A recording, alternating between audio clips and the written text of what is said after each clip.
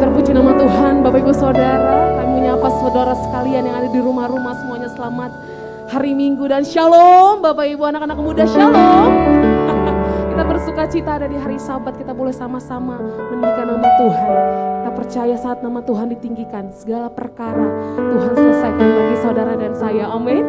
Yang percaya mari kasih tepuk tangan yang meriah buat Tuhan Yesus Bapak Ibu. Haleluya. Kita siapkan hati kita untuk mulai ibadah kita. Kita bersatu dalam doa Bapak Ibu Saudara. Bapak yang baik, terima kasih Tuhan, kami bersyukur ada di hari Sabat. Tuhan memilih setiap kami, Tuhan menyuruh kami untuk boleh datang mendekat kepadamu. Dan kami tahu semua karena anugerah Tuhan yang masih melimpah dalam hidup kami. Bila kiranya hari ini Tuhan berkenan untuk setiap kami yang boleh beribadah bersama-sama. Kami percaya Tuhan Yesus, saat kami menaikkan pujian-pujian kami Tuhan, Kau disenangkan. Dan saat Tuhan disenangkan, Tuhan Yesus boleh terus mengubahkan hidup kami. Terima kasih Bapa kami yang baik. Kami mulai ibadah kami saat ini dari awal pertengahan hingga akhir. Dan di dalam nama Yesus Kau yang bersuka cita memulai ibadah ini. Sama-sama kita katakan amin. Haleluya. Kita percaya hari-hari ini gerakan Roh Allah sedang terjadi atas bangsa-bangsa. Amin. Yang percaya kasih tepuk tangan yang meriah buat Tuhan Yesus. Sorakan haleluya. Sama-sama tepuk tangan Bapak Ibu.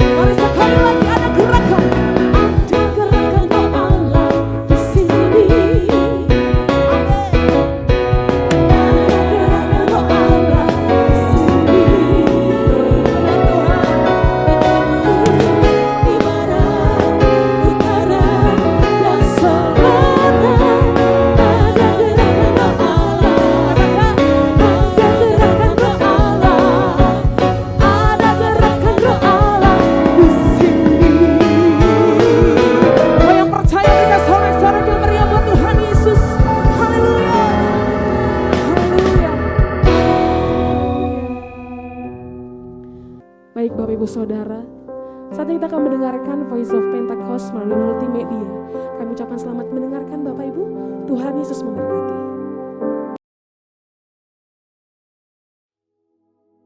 Shalom saudara, semua orang yang menerima Yesus sebagai Tuhan dan Juru Selamat harus juga menjadi muridnya. Namun, untuk menjadi murid Kristus ada tanggung jawab dan komitmen yang perlu diusahakan. Pada Voice of Pentecost kali ini, kita akan belajar bagaimana komitmen murid Kristus. Murid Kristus adalah orang-orang yang berkomitmen untuk mengikut Dia dan mau diajar olehnya untuk mengalami perubahan hidup agar menjadi dewasa dan menjadi semakin serupa dengan Sang Guru Agung, yaitu Tuhan Yesus sendiri. Seorang murid Kristus harus memiliki komitmen sebagai berikut.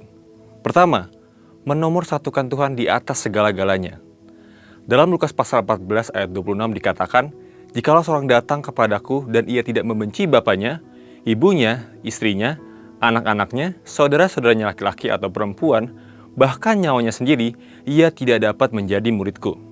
Firman Tuhan ini mengajarkan bahwa kasih sayang kita kepada Tuhan harus melebihi apapun juga serta menjadikan Tuhan yang paling pertama dan terutama dalam kehidupan kita. Dia harus jadi pusat dalam seluruh kehidupan kita. Apakah yang menjadi prioritas di hidup kita? Apakah itu pekerjaan, studi, keluarga, atau Tuhan? Semua itu harus kita perhatikan dan kita prioritaskan. Tapi di atas semuanya, Tuhan haruslah menjadi yang nomor satu. Banyak orang Kristen sulit dan gagal untuk bertumbuh dewasa karena tidak mengutamakan Dia yang memiliki kehidupan ini. Ketika Tuhan hanya dicari dalam keadaan terdesak, ini menunjukkan bahwa Tuhan bukan menjadi yang terutama tetapi yang terakhir. Untuk dapat selalu menomorsatukan Tuhan, kuncinya ialah kita harus senantiasa memiliki kasih yang mula-mula kepada Tuhan, yaitu kasih yang terbaik, kasih yang selalu bernyala-nyala untuk Tuhan. Kedua, siap sedia untuk memikul salib. Dalam Lukas pasal 14 ayat 27 dikatakan, "Barang siapa tidak memikul salibnya dan mengikut aku, ia tidak dapat menjadi muridku." Apa artinya pikul salib itu? Salib di sini tentu bukanlah salib Kristus di mana hanya Dialah yang sanggup menanggungnya demi menembus dosa umat manusia. Salib yang kita pikul berbicara mengenai perjuangan, penderitaan, dan tantangan yang harus dihadapi dalam mengikuti Tuhan. Yesus tidak pernah berjanji bahwa kalau kita mengikut Dia, maka tidak akan pernah mengalami penderitaan dan pergumulan. Tapi Dia berjanji bahwa dalam setiap persoalan hidup, Dia selalu menyertai untuk memberikan pertolongan dan mukjizat-Nya. Ada dua alasan mengapa kita harus memikul salib dalam mengikut Tuhan. Pertama, salib membuat kita berfokus kepada Tuhan. Penderitaan dan masalah akan membawa kita lebih dekat kepada Tuhan untuk mencari seorang penolong. Jadi, salib itu membuat kita berharap dan bergantung kepada Tuhan. Yang kedua, salib adalah cara Tuhan untuk mengubah karakter kita. Sebab sadar atau tidak, ujian dan cobaan yang Tuhan izinkan merupakan cara Tuhan untuk menyadarkan kita supaya dapat berubah dan menumbuhkan karakter Kristus dalam kehidupan kita. Karena itu, ketika permasalahan dan penderitaan datang, janganlah kita berhenti untuk memikul salib, tetapi tetaplah setia dan taat, karena di balik salib ada kemenangan dan kemuliaan yang besar. Ketiga, tidak terikat dengan harta duniawi. Dalam Lukas pasal 14 ayat 33 dikatakan, "Demikian pulalah tiap-tiap orang di antara kamu yang tidak melepaskan dirinya dari segala miliknya, tidak dapat menjadi muridku." Dikatakan, kalau ingin jadi muridnya, maka haruslah melepaskan diri dari semua harta yang dimiliki. Tapi, apakah kita tidak memiliki apapun yang di dunia ini? Tentu tidak. Kata melepaskan di sini berarti memisahkan atau membuka ikatan. Artinya, Tuhan mau memberkati kita berkelimpahan dengan banyak hal. Tapi Tuhan ingatkan supaya diri kita jangan sampai terikat olehnya. Kita adalah pengelola dan bukan pemilik. Ketika kita diberkati oleh Tuhan, kita harus menjadi berkat bagi banyak orang. Tuhan mengingatkan kita dalam Matius 6 ayat 21 bahwa di mana harta kita berada, di situ hati kita berada. Sebab itu, harta haruslah menjadi alat di hidup kita untuk memuliakan Dia. Dan hati kita biarlah selalu melekat kepada Tuhan. Marilah kita jadi murid yang berkenan di hadapan Tuhan dengan menempatkan Dia di atas segalanya, siap sedia memikul salib, dan tidak terikat dengan harta duniawi. Untuk penjelasan selengkapnya dari tim teologi kami, silakan buka link yang ada di atas atau scan QR Code yang tersedia. Maranatha, Tuhan Yesus memberkati.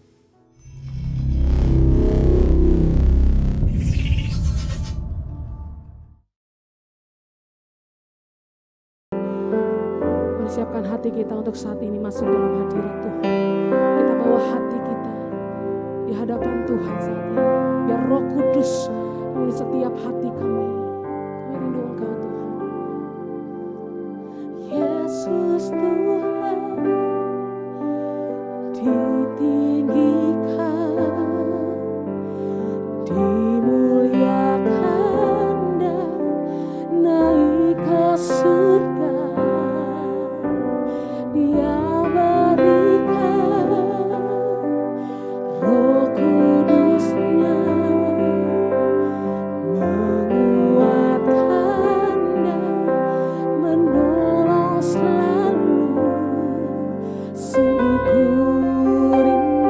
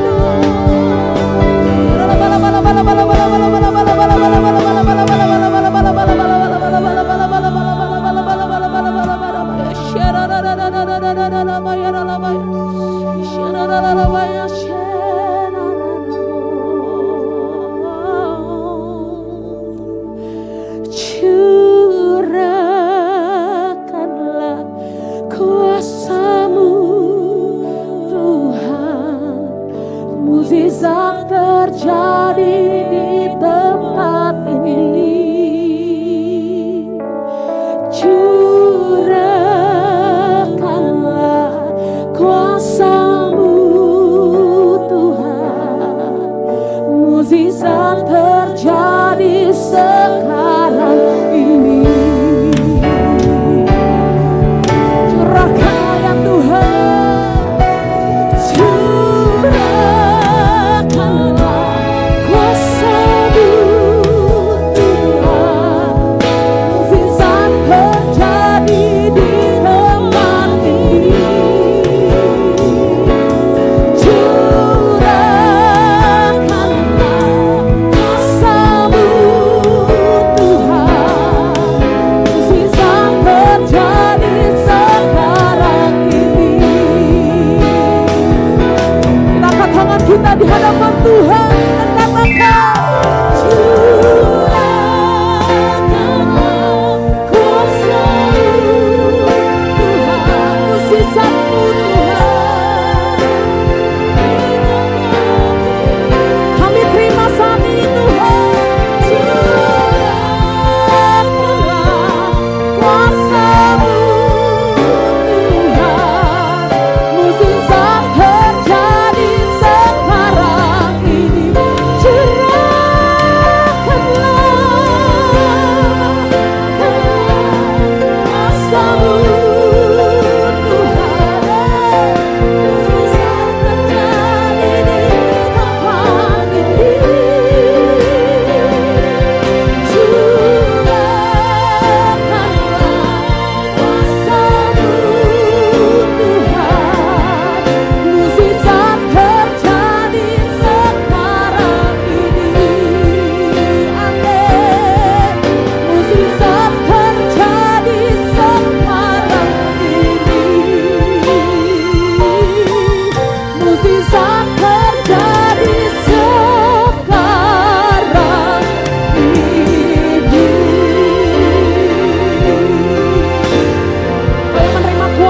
Kudus, kasih tepuk tangan yang meriah buat Tuhan Yesus. Haleluya. Baik Bapak Ibu Saudara, puji nama Tuhan, saatnya kita akan mendeklarasikan arti Pentakosta yang ketiga bersama-sama. Mari dengan lantang dan keras Bapak Ibu. Pentakosta ketiga. 1. Pentakosta ketiga adalah pencurahan Roh Kudus yang dahsyat di zaman ini, melebihi yang terjadi di Azusa Street. 2. Pentakosta ketiga akan mengakibatkan penuaian jiwa yang terbesar dan yang terakhir sebelum Tuhan Yesus datang kembali. 3. Pentakosta ketiga akan membangkitkan generasi Yeremia, yaitu anak-anak muda yang dipenuhi Roh Kudus, cinta mati-matian kepada Tuhan Yesus, tidak kompromi terhadap dosa, dan akan bergerak untuk memenangkan jiwa. 4. Pentakosta ketiga lahir di Indonesia dan bergerak ke bangsa-bangsa. Gerakan ini dari timur ke barat dan akan kembali ke Yerusalem. 5. Pentakosta ketiga akan memberikan kuasa untuk menyelesaikan amanat agung dan setelah itu Tuhan Yesus datang kembali. Dalam hidup ini kita semua mungkin punya kecurigaan kita masing-masing. Curiga sama orang lain, curiga sama diri sendiri, curiga sama masa depan kita, ya, curiga sama Tuhan. Bisa nggak saudara curiga sama Tuhan? Curiga, Tuhan kapan sih jawab doaku? Kok Tuhan gak jawab doaku gitu misalnya ya. Curiga, nih jangan-jangan suamiku nih punya pikiran yang gak baik nih, atau istriku punya pikiran yang gak baik nih gitu ya. Saudara, dalam hidup ini kita punya banyak kecurigaan, termasuk mungkin kita juga curiga ya sama masa depan kita, hari depan kita. Dan kecurigaan ini disebabkan karena keadaan kita yang tidak pasti. Dan semua memang gak pasti dalam hidup ini, ya. Satu-satunya yang pasti ya cuma Tuhan Yesus, amin. Yang lain gak pasti, benar ya saudara ya. Apapun yang kita punya ini bisa ada, bisa hilang, bisa tambah, bisa kurang, benar ya. Dan banyak hal juga yang mungkin hari ini kita belum mengerti. Banyak hal yang hari ini masih jadi tanda tanya buat kita. Dan seringkali berusaha mengertinya membuat kita ada dalam masalah yang tambah besar lagi, saudara. Saudara pernah gak ngerti keadaanmu dan berusaha, kenapa sih gitu ya. Dan setelah kenapa itu ternyata gak ada jawabannya. Karena gak ada jawabannya, masalah itu jadi tambah besar dalam hidup kita. Ya. Nah, setiap kita punya kecurigaan. Dan satu hal yang saya mau bagikan buat setiap kita pada siang hari ini, bagaimana kita mengalahkan kecurigaan kita adalah dengan gini, saudara. Kita harus mau hidup di dalam kebaikan Tuhan. Kita di sini ke gereja ya, pulang gereja kita pulang ke yang namanya rumah. Kita semua tahu kan rumah kita di mana, benar ya saudara ya? Ada yang lupa rumahnya di mana? Saya kemarin dapat cerita gitu ya, ada kita kunjungin keluarga kita, oma umurnya 94 tahun. Nah, oma ini punya keluarga, punya teman umurnya sekitar 80 atau 70-an tahun lah gitu ya. Tapi opa ini sudah sakit, namanya sakitnya demensia. Ya, saudara, demensia itu bukan hanya sekedar pikun-pikun biasa gitu ya. Itu udah sakit yang mungkin bisa membahayakan orang lain gitu ya saudara. Nah karena opa ini sakit, dia keluar rumah, dia nggak pulang-pulang lagi. Bertahun-tahun nggak ada kabar. Nggak ada yang tahu opa itu sekarang di mana. Ya, dia lupa. Mungkin dia udah nggak tahu rumahnya dia di mana gitu ya saudara ya. Bahaya nggak kayak gitu? Dalam hidup ini kadang-kadang kita nih nggak tahu rumah kita loh. Kita tinggal di tempat yang bukan rumah kita. Lah kok bisa Pak? Ketakutan itu rumah kita bukan saudara? Kekhawatiran itu rumah kita bukan? Kekecewaan itu rumah kita bukan? Kalau bukan ya jangan pulang ke situ. Bener nggak? Tapi kan sekarang gini, kita ibadah, pulangnya kemana? Nah, rumahnya kalau salah ya tadi ke gereja, kita ibadah tapi takut lagi, kecewa lagi. Benar nggak saudara? Ya, Tuhan bilang ini, tinggallah di dalam kasihku. Kenapa? Karena kasih Tuhan itu tempat tinggal. Itu rumah satu-satunya yang aman buat kita. Omongan orang tuh bukan di tempat tinggal kita loh. Jadi jangan lama-lama di situ. Amin. Nah, Tuhan mau kita temukan rumah kita, dan rumah kita itu ada di dalam kebaikan Tuhan. Saudara, kita lihat Mazmur 34 ayat yang ke-9. Kita sering dengar ayat ini ya, Mazmur 34 ayat 9.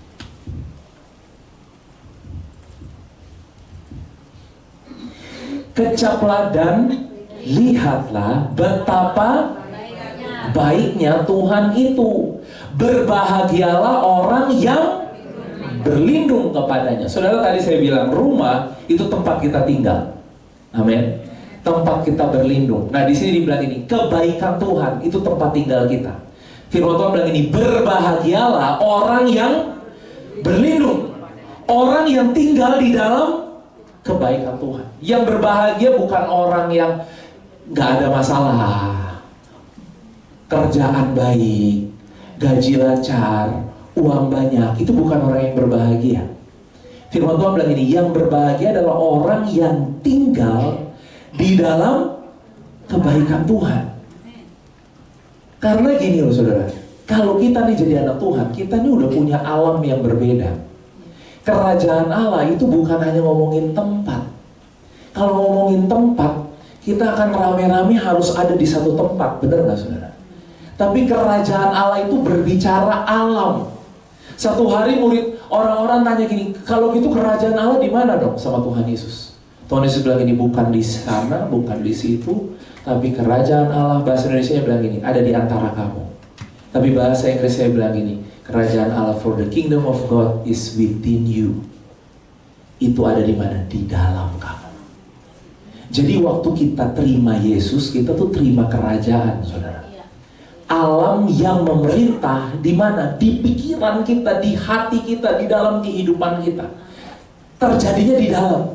Jadi di luar boleh terjadi apapun juga, yang di dalam harus beda. Amin. Bahagia, sukacita. Amin. Nah, saudara, di sini dibilang gini, berbahagialah orang yang berlindung kepadanya. Apa? Di dalam kebaikan Tuhan. Nah, ngomongin kebaikan Tuhan, ternyata nggak bisa cuma diajarin, saudara.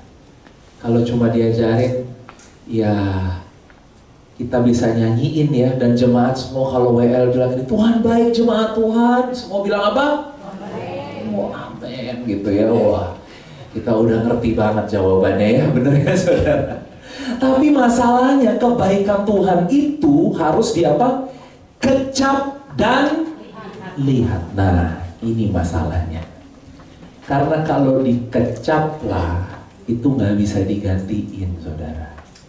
Saya bilang gini, lidah itu nggak bisa diwakilkan.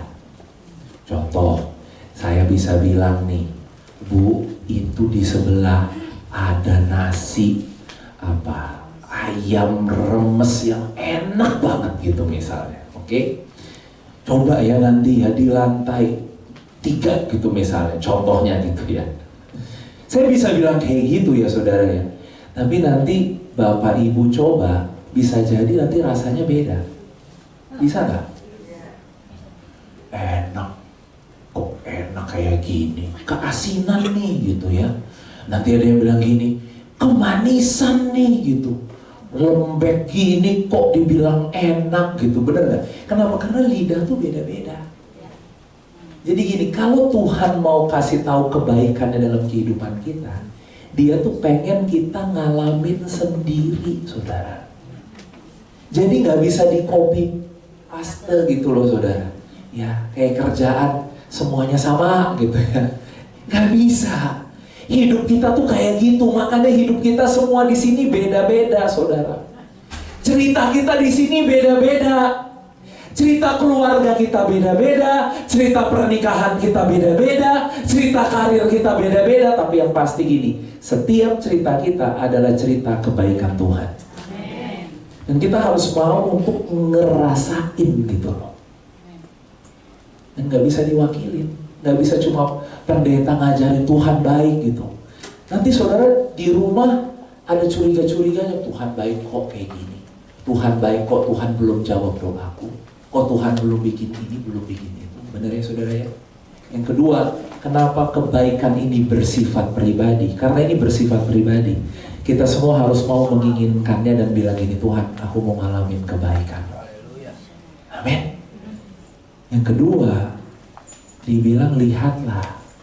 Lihat ini juga gak bisa digantiin, saudara. Kemarin kita pandemi, ya, kita di rumah aja. Betul? Apa yang terjadi? Mal-mal tutup. Tapi ibu-ibu tetap bisa belanja, bener ya? Belanjanya di mana? Online, bener ya? Sekarang udah keasikan online terus. Tapi gini, ada yang gak bisa digantiin sama online. Misalnya contohnya kita pesan baju gitu, kita beli baju, begitu sampai, lah kemarin gambarnya bagus, begitu datang, kok di aku nggak bagus sih, kok ternyata warnanya gini, kok ternyata bahannya gini, bener nggak saudara? Kenapa? Karena nggak bisa digantikan, kita harus datang sendiri, lihat, nyobain, pas baru suka beli. Tapi kalau online bisa nggak? Bisa. Akhirnya karena harganya murah, mau dibalikin malah repot, bener nggak saudara? Ya udah simpen aja. Bener, kepake nggak? nggak kepake. Artinya gini, sesuatu yang kita kecap, sesuatu yang kita lihat, itu nggak bisa dari orang lain. Kita harus lihat sendiri. Sini, aku mau lihat sendiri, aku mau rasain sendiri. Dan itulah kebaikan Tuhan. Kalau kita hidup dalam kebaikan Tuhan yang seperti itu, saudara, apapun boleh terjadi, kita nggak pernah ragu, kita nggak pernah curiga kalau Tuhan itu baik. Saudara, dari awal yang diserang sama musuh itu adalah bikin manusia curiga. Adam dan Hawa, ya, yang diserang itu apa? Dikasih pertanyaan. So coba kita lihat Kejadian 3 ayat 1 sebentar aja. Kejadian 3 ayat yang pertama.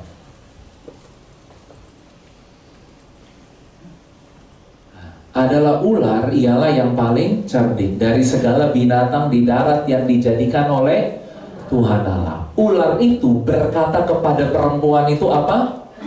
Tentulah Allah berfirman, semua pohon dalam taman ini jangan kamu makan buahnya. Ada apa terakhirnya? Bukan, sama apa? Tanda tanya. Benar ya saudara? Salah apa enggak nih kata-katanya? Salah enggak? Salah. Kenapa? Tuhan bilang semua buah boleh dimakan, kecuali buah pohon pengetahuan yang baik dan jahat. Dia bilang gini, kan Tuhan bilang semua pohon jangan kamu makan buahnya. Benar gak sih? Saudara, gampang. Dia cuma harus kasih tanda tanya.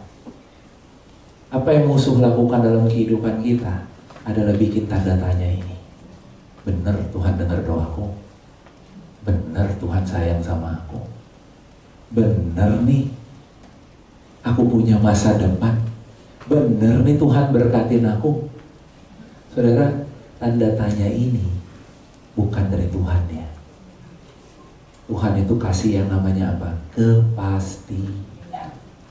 Jangan bilang gini, waduh Pak, saya belum cukup rohani. Saya nih masih digoda-goda sama iblis.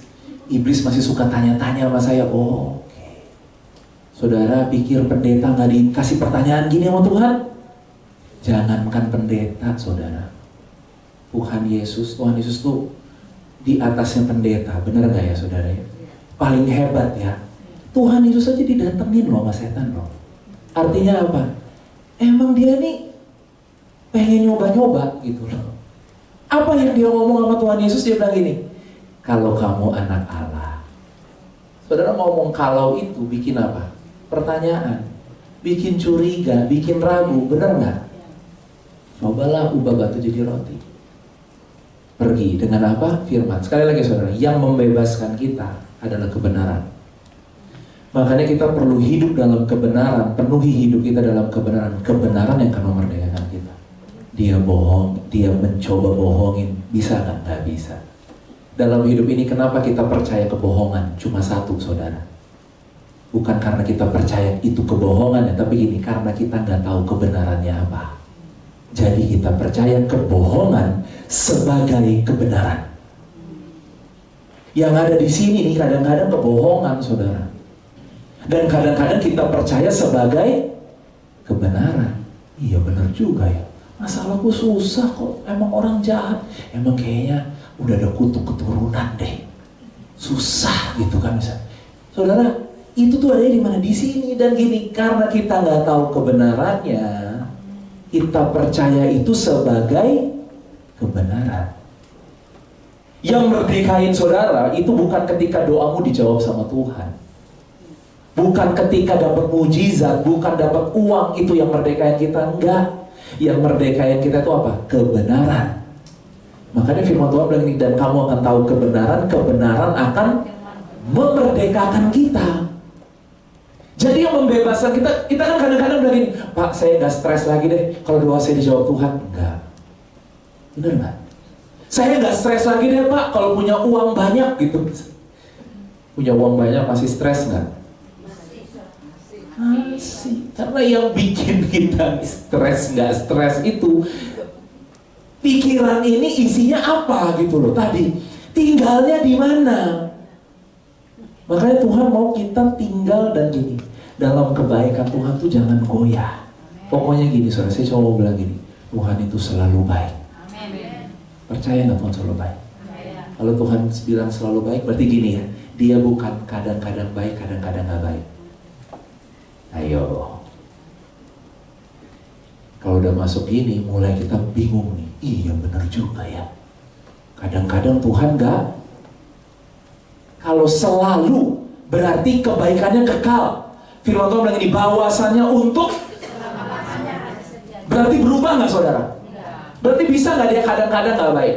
Kadang-kadang dia isengin saudara gitu ya. Bisa nggak? Nggak bisa. Itu dirinya dia nggak bisa menyangkal dirinya dia. Kalau dia berhenti baik, dia berhenti jadi Tuhan. Amin. Dia nggak kayak kita manusia. Kalau moodnya lagi baik, kita suami kita baik kalau moodnya lagi baik, saudara, benar nggak? Istri kita juga baik kalau moodnya lagi.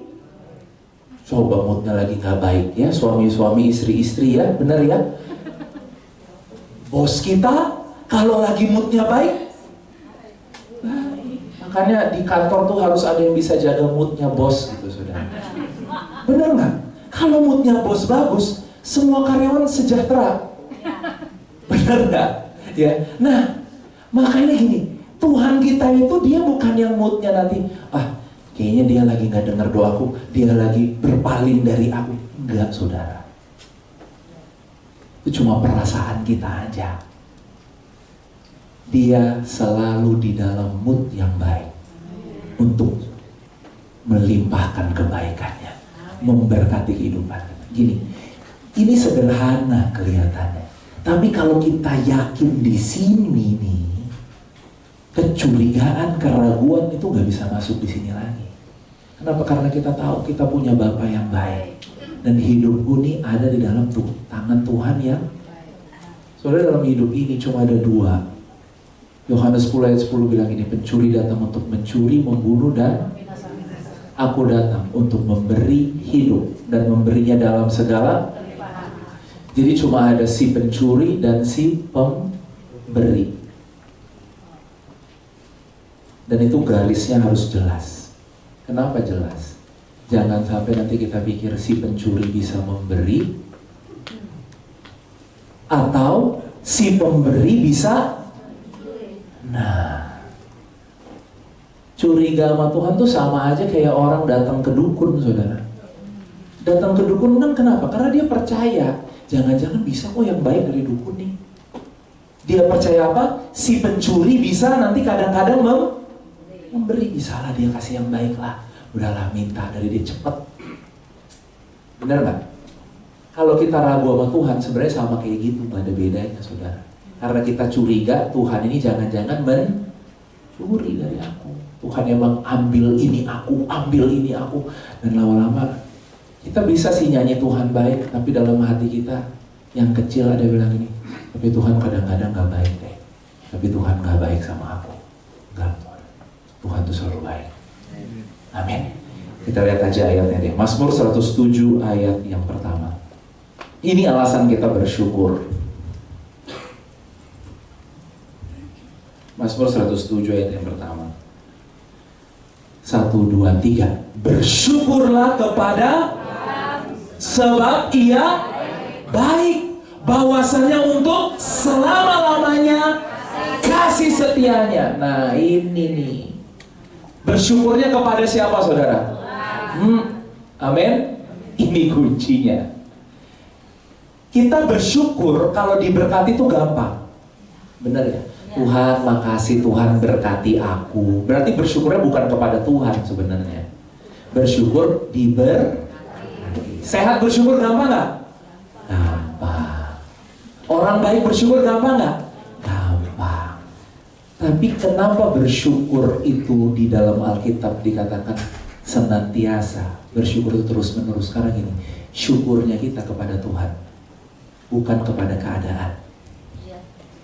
Kalau kepada keadaan, saudara akan bersyukur. Saudara jangan bersyukurnya gini ya, makasih Tuhan aku gak punya uang. Bersyukur itu harus sama Tuhan loh. bukan punya uang atau nggak punya. Bisa jadi kita bersyukur sama Tuhan, makasih ya Tuhan buat sakit ini, makasih ya Tuhan buat nggak punya uang ini. Tapi di sisi lain hati kita ada marahnya nggak sama Tuhan? Kok Tuhan tega banget sih Tuhan, nggak jawab doaku. Jangan gitu juga lah Tuhan, gitu ya. Saudara, ada tuh yang kayak gitu-gitu. Tapi kalau kita bersyukurnya kepada Tuhan, keadaan baik nggak baik, orang baik nggak baik, Tuhan tetap. Makanya Tuhan bilang tinggalnya di situ, karena itu nggak pernah berubah. Cuma itu yang satu-satunya nggak bisa berubah, saudara. Saya mau kasih satu contoh. Di dalam Alkitab kita semua kenal yang namanya Daud, ya saudara. Daud ini orang yang hebat. Dia satu-satunya raja yang memimpin Israel sampai kepada kejayaannya Israel. Dan gini, Daud ini ternyata jalan hidupnya nggak mulus-mulus aja, nggak baik-baik aja. Ternyata Daud ini, ya saudara, dia ini menyimpan banyak luka dalam hidup. Ini sedikit menyimpang dikit ya. Orang itu kadang-kadang jahat, ngeselin, saudara. Bukan karena dia pengen kayak gitu kok. Tapi gini, setiap orang punya luka dalam kehidupannya, yang kadang-kadang dia nggak sadar. Kenapa nggak sadar? Karena gini, luka itu adanya di bawah tanah. Sama kayak pohon. Pohon itu, di sini nggak ada pohon itu ya. Contohnya nih, ada pohon buah lah gitu ya. Keluarlah buahnya, buah jeruk, buahnya asem, nggak enak, nggak ada airnya misalnya. Bener nggak? Kira-kira tiba-tiba dia gitu atau dia gitu karena ada akarnya? Ada akarnya, bener nggak? Sekarang gini, gak bener nih buahnya nih, kita potong buahnya semuanya. Besok dia tumbuh lagi, kira-kira tumbuhnya kayak gimana saudara? Sama lagi. Sorry to say, kadang-kadang kita nih jadi orang Kristen, kita cuma benerin buahnya doang. Di gereja, ya Tuhan, hari ini aku mau berubah, aku mau mengampuni Tuhan. Oke. Selama keadaan baik, ya udah, ini dulu lah, buah itu hilang dulu. Tapi besok ditekan lagi, kena pressure lagi, muncul lagi nggak buahnya? Makanya kalau kadang-kadang kok saya kumat-kumat terus ya Pak, gitu misalnya. Kalau udah ngamuk, marah, kumat-kumat terus ya, gitu. Sebenarnya gini saudara, yang dibenerin bukan cuma buahnya, harusnya apa? Akarnya.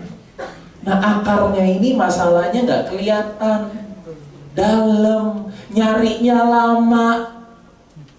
Tuhan mau kita sembuh sampai ke akar kita saudara. Orang yang luka akan cenderung melukai orang lain. Cuma orang yang sembuh yang bisa mengeluarkan buah yang manis. Makanya jangan bilang gini, ih omongannya ketus, ngomongin orang melulu dia. Saudara, kadang-kadang dia juga nggak sadar. Kenapa? Karena akarnya udah gitu loh. Benar nggak? Nah, hari ini kita harus mau bebas dari yang seperti itu. Ternyata Daudnya orang yang kayak gini loh. Kita lihat dulu di dalam Mazmur 27.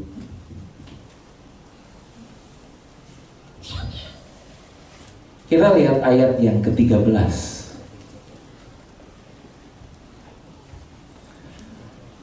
Mazmur 27 ayat 13 bilang gini. Sesungguhnya aku percaya akan apa?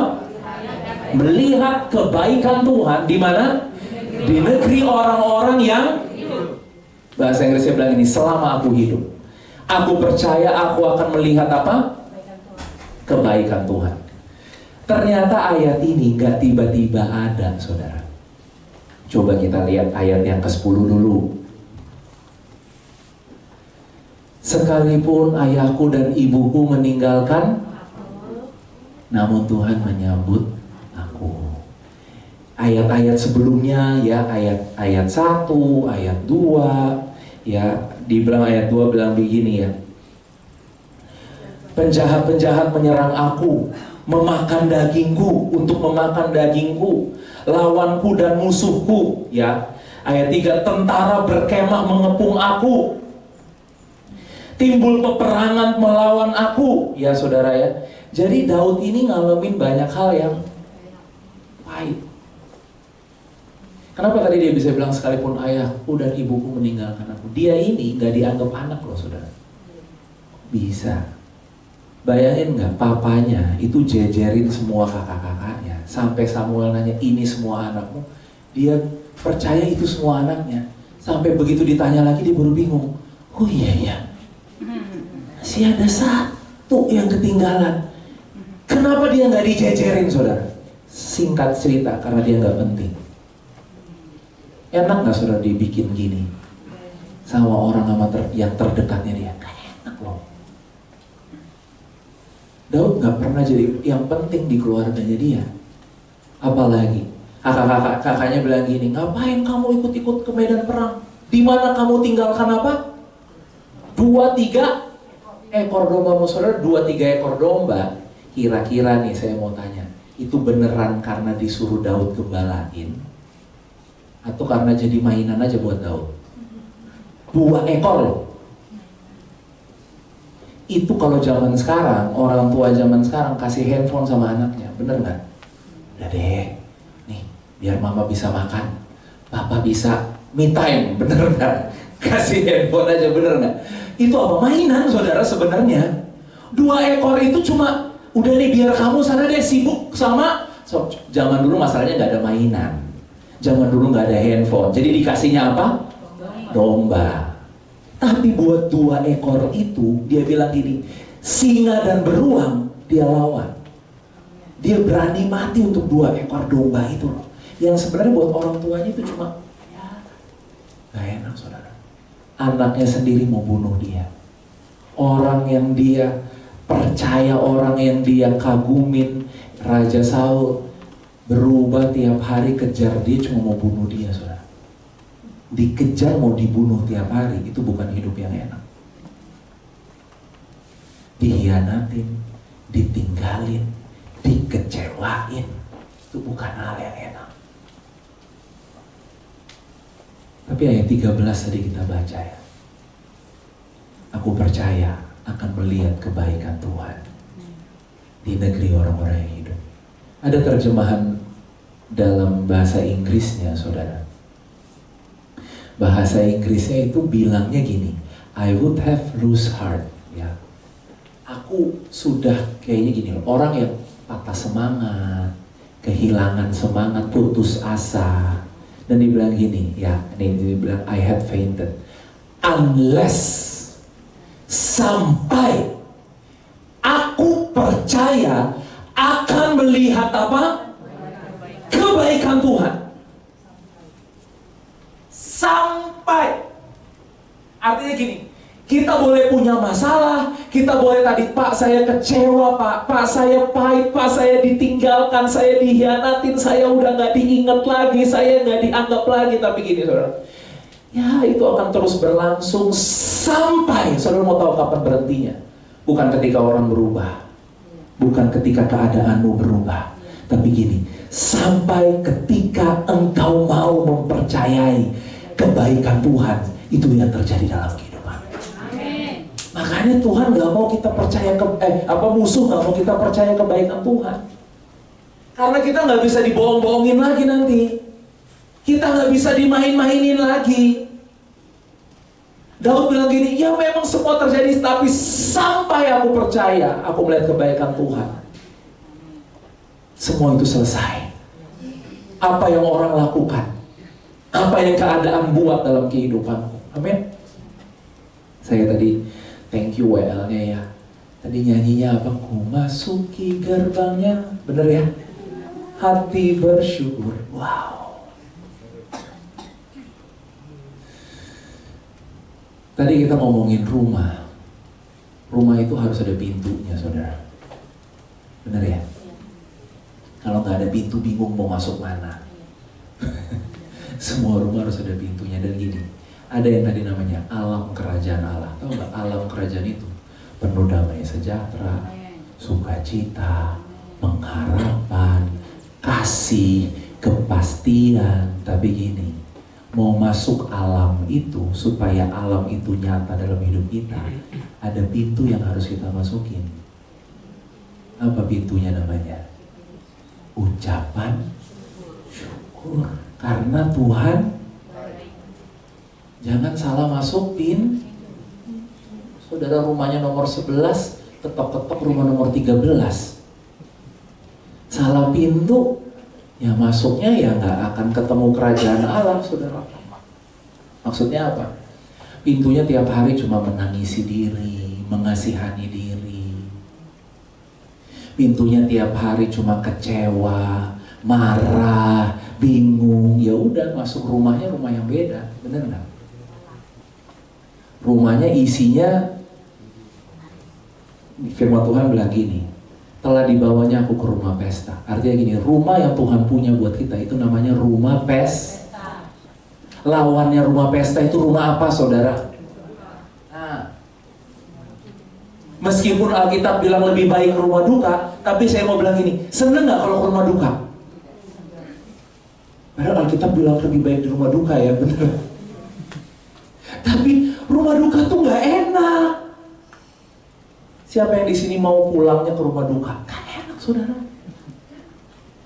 Enggak, jangan Pak, jauhkan. Kenapa? Rumah duka itu isinya gini ya, air mata, apalagi penyesalan. Nyesel nggak? Nyesel. Kenapa waktu dia hidup, kok aku nggak ketemu dia ya?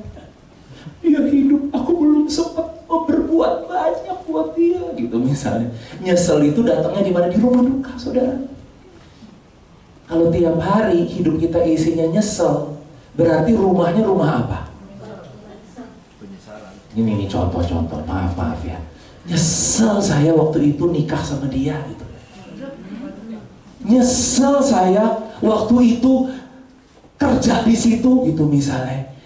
Ini kalau hidupnya isinya nyesel, itu bukan rumahnya kita loh. Kamu lagi salah alamat. Jangan salah alamat. Kita ini rumah yang penuh dengan perayaan. Rumah yang penuh dengan sukacita. Dan kalau mau masuk rumah itu tadi apa? Pintunya apa? Ucapan syukur. Saudara, siang hari ini masalah boleh ada, yang gak baik itu boleh ada, tapi sampai kita mau melihat kebaikan Tuhan, sampai kita mau bersyukur, saya mau bilang ini, sekalipun itu tetap ada, tapi itu akan berhenti berpengaruh dalam kehidupan kita. Amin. Cuma kebaikan Tuhan yang bisa mengalahkan semua kecurigaanmu. Saudara nggak perlu curiga lagi sama apapun.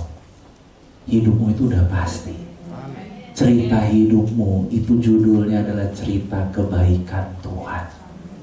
Sekalipun tadi beda-beda ceritanya, jangan disamain. Jangan pengen sama juga, saudara. Kalau beda ya nggak apa-apa. Kenapa? Karena tadi Tuhan pengen aku apa? Kecap ladan. Kalau sama, nanti kita nyariinnya gini, aku mujizatnya nggak kayak dia sih. Kalau mujizatnya kayak dia, aku bisa lihat Tuhan itu baik. Masalahnya gini, Tuhan akan bikin dalam hidupmu beda. Tuhan akan gini, sorry.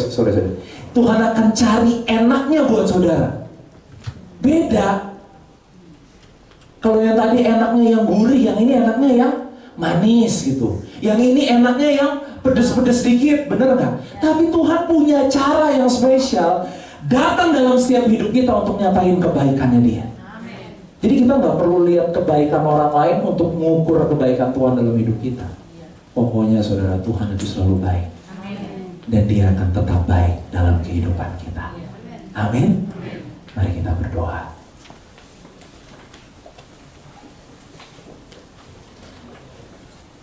Thank you, Lord. Tuhan Yesus, kami bersyukur buat firman-Mu yang datang dalam kehidupan kami siang hari ini.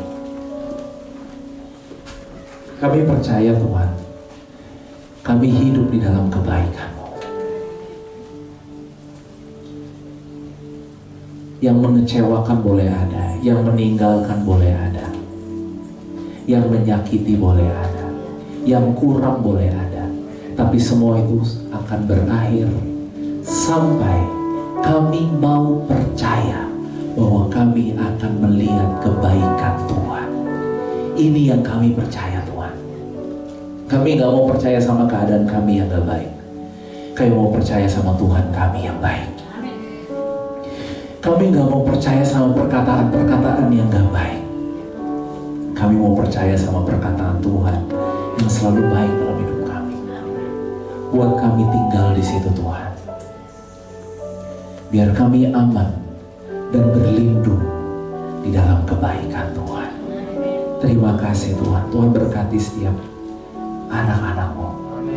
Berkati biar firman ini bertumbuh di dalam setiap kehidupan kami. Berkati Pastor Hengki Lim yang ada Tuhan di tempat ini, menggembalakan setiap jemaat-Mu. Tuhan juga terus berikan hikmat, berkat Tuhan, berikan anugerah-Mu yang melimpah-limpah Tuhan. Tuhan terima kasih buat gembala yang luar biasa yang setia membawa setiap anak-anak-Mu Tuhan ke dalam setiap jalan-jalan-Mu. Kami berdoa buat keluarganya, pekerjaannya, pelayanannya diberkati oleh Tuhan. Setiap pelayan-pelayan Tuhan di tempat ini semua diberkati Tuhan. Kami berterima kasih dan kami mau tinggal di dalam kebaikan. Dalam nama Yesus. Amin.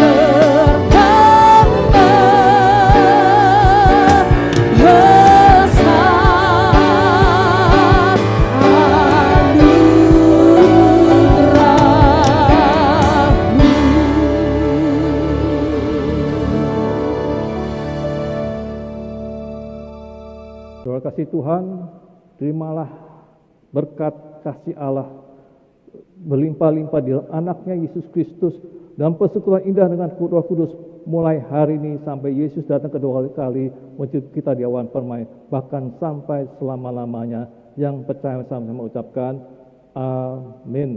Tuhan.